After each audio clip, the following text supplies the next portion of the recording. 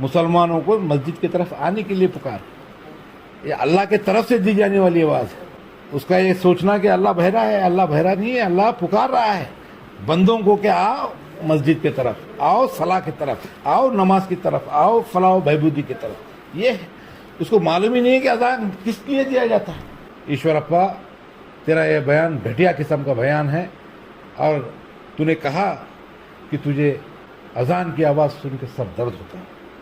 बेशक तुझ जैसे लोगों को सर दर्द होना ही चाहिए, क्योंकि ये अजान अगर शैतान सुन लेता है तो वो भाग जाता है, उसको तकलीफ़ होती है। और अगर तुझे तकलीफ़ हो रही है तो ये साफ तौर पे साबित है कि तू शैतान की औलाद है। तुझे तकलीफ़ होना ये जाहिर सी बात है, इसमें कोई दो राय नहीं है कि तुझ जैसे और तुझ जैसे सोच रखने वाले लोगों को इसको सरदर्द होना ये लाजिम बात है।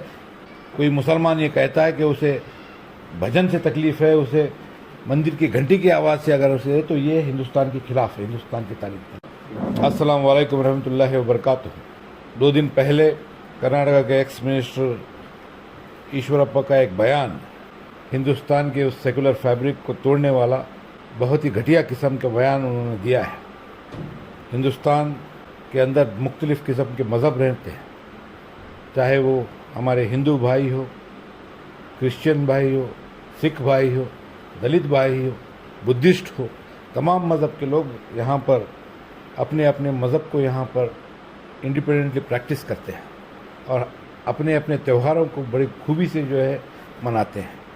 आज के ईश्वरप्पा का ये बयान साबित करता है कि आज बीजेपी की ये सोच ये सिर्फ़ और सिर्फ मुसलमानों के खिलाफ नफ़रत फैलाने के लिए, मुसलमानों को टारगेट करने के लिए किया जाने वाला बयान है। ये बयान मैं समझता हूँ कि ये मुसलमानों के खिलाफ नहीं है, बल्कि ये बयान हिंदुस्तान की पहचान के खिलाफ है, हिंदुस्तान की तारीख के खिलाफ है। आज अगर कोई बयान देता है किसी मज़हब के खिलाफ, अगर कोई मुसलमान ये कहता है कि उसे भजन से तकलीफ़ है, उसे मंदिर की घंटी की आवाज़ से अगर उसे है, तो ये हिंदुस्तान के खिलाफ है, हिंदुस्तान की तारीख के खिलाफ। हिंदुस्तान की जो पहचान है, गुरुद्वारों से भी आवाज़ आएगी, मस्जिदों से भी आवाज़ आएगी, मंदिरों से भी आवाज़ आएगी, बुद्धिस्ट इससे भी आवाज़ें आएंगी। ये तमाम आवाज़ हिंदुस्तान की पहचान है, हिंदुस्तान के सेकुलरिज्म की पहचान है, हिंदुस्तान की भाईचारे की पहचान है। और ये बयान जो उसने के.एस. ईश्वरप्पा ने दिया है, ये भारतीय जनता पार्टी की सोची समझी साजिश का एक हिस्सा है।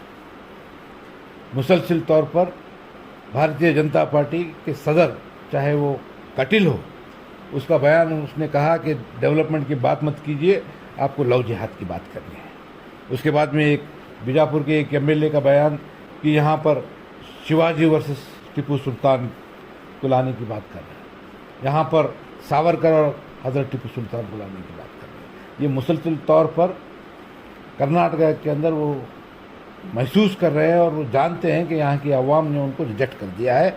और ये जो बयान उसने दिया है अजान के ताल्लुक से, मैं कहना चाहता हूँ कि ईश्वरप्पा को, ईश्वरप्पा, तेरा ये बयान घटिया किस्म का बयान है और तूने कहा कि तुझे अजान की आवाज़ सुन के सर दर्द होता है। बेशक तुझ जैसे लोगों को सर दर्द होना ही चाहिए, क्योंकि ये अजान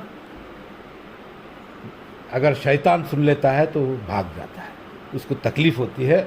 और अगर तुझे तकलीफ़ हो रही है तो ये साफ तौर पे साबित है कि तू शैतान की औलाद है। तुझे तकलीफ़ होना ये जाहिर सी बात है, इसमें कोई दो राय नहीं है कि तुझ जैसे और तुझ जैसे सोच रखने वाले लोगों को इसको सरदर्द होना ये लाजिम बात है। हिंदुस्तान के मोहब्बत करने वालों को, जिसके सीने में हिंदुस्तान के लिए मोहब्बत है, उनको अजान सुनने के बाद खुशी होती है, ताकत महसूस होती है। मंदिर की घंटियाँ सुनने के बाद ताकत महसूस होती है, खुशी मिलती है। मगर तुझे सिर दर्द हो रहा है, इसका मतलब ये है कि तुम 101% शैतान के औलाद है। फ़र्क आ रहा है सर, जब अल्लाह के रसूल की शान में कोई बोलता है तो मुसलमान रोड तो करते हैं सर, क्या उसी तरह से अब भी ऐसा कुछ होगा सर? नहीं, देखिए ये दो इश्यूज़ अलग अलग हैं। नबी करीम सल्लल्लाहु अलैहि वसल्लम की शान में कोई गुस्ताखी करता है तो कोई बर्दाश्त नहीं करता। कोई मुसलमान गुलबर्गा नहीं, कर्नाटका नहीं, दुनिया भर में जितने मुसलमान हैं वो कोई मुसलमान उसको बर्दाश्त करने के मौक़िफ़ में नहीं रह सकता है। उसको अगर तकलीफ़ नहीं होती तो वो मुसलमान ही नहीं हो सकता। ये एक बात। ये जो कह रहा है बेवकूफ़, कई बार मंत्री बन चुका है, कई बीजेपी का सदर बन चुका है बेवकूफ़, अज़ान का मकसद वो नहीं जानता। अज़ान जो दी जाती है ये आवाज़ मुसलमानों को मस्जिद की तरफ आने के लिए पुकार, ये अल्लाह के तरफ से दी जाने वाली आवाज़ है। उसका ये सोचना कि अल्लाह बहरा है, अल्लाह बहरा नहीं है, अल्लाह पुकार रहा है बंदों को कि आओ मस्जिद की तरफ, आओ सलाह की तरफ, आओ नमाज की तरफ, आओ फलाह बहबूदी की तरफ। ये उसको मालूम ही नहीं है कि अज़ान किस लिए दिया जाता है। अज़ान जो दी जाती है वो अल्लाह के लिए नहीं है, मुसलमानों के लिए कि वक्त हो गया है नमाज का, आप आइए नमाज की। उसको मकसद भी नहीं मालूम, हिंदुस्तान की तारीख नहीं मालूम, उसके दिमाग को, उसके ज़बान को, उसकी अक्ल को कोई ताल्लुक नहीं है। मुंह खोलेगा तो गटर ही निकलेगा उसकी, गटर की। उसकी सोच बहुत घटिया किस्म की हो गई है।